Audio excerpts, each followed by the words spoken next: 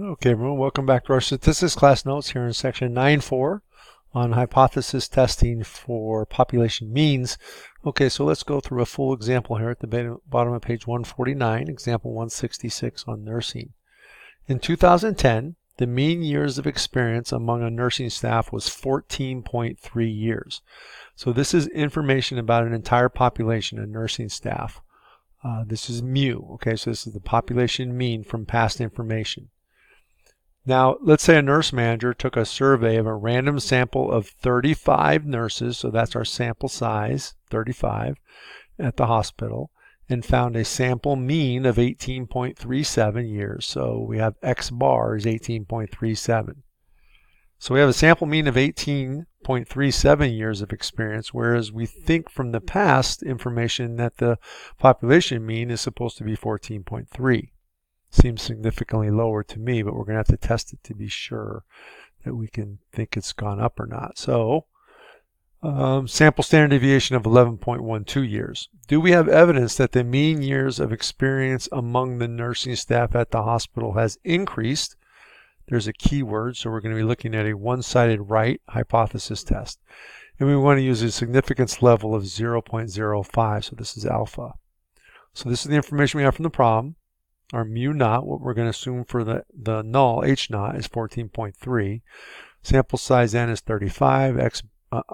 Sample mean, the X bar is 18.37. The sample standard deviation S is 11.12. And alpha, the level of significance, is 0.05. So steps. Step 1, hypothesize. Let's write our hypotheses. The null hypothesis is that mu, the population mean, is equal to what our past information tells us, 14.3. The alternative hypothesis, what we hope we have statistical evidence to demonstrate is likely true, is that mu has increased. In other words, mu is greater than 14.3. So in our preparation phase, we have to check the two things we need to check for the central limit theorem for means. Remember, we do not need to check the big population requirement. So we just need to check that the sample is random and independent. So we're going to assume that's the case. And we're going to check that the sample is large. It has to be at least 25 if we don't know that the population was normally distributed. So since we don't know how the population is distributed, we need at least 25. And we have a sample size of 35. Certainly more than 25. And alpha, our level of significance, was given to us in the problem statement, so it's 0.05. Then we have to do our computations. So our standard error estimate is S, the standard deviation of the sample, divided by the square root of n, sample size. So that's 1.88.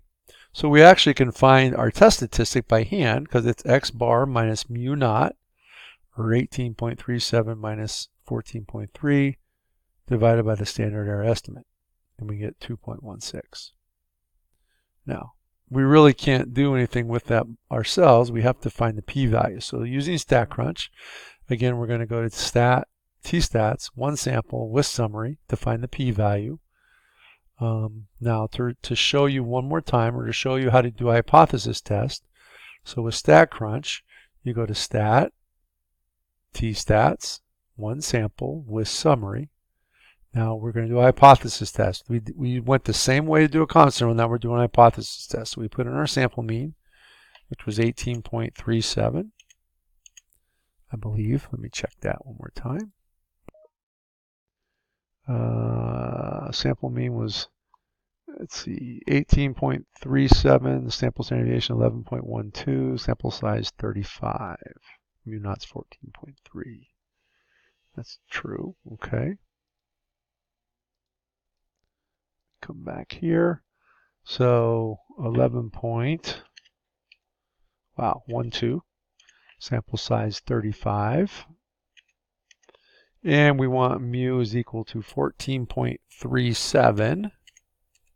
No, it wasn't 14.37. Wow, having trouble remembering.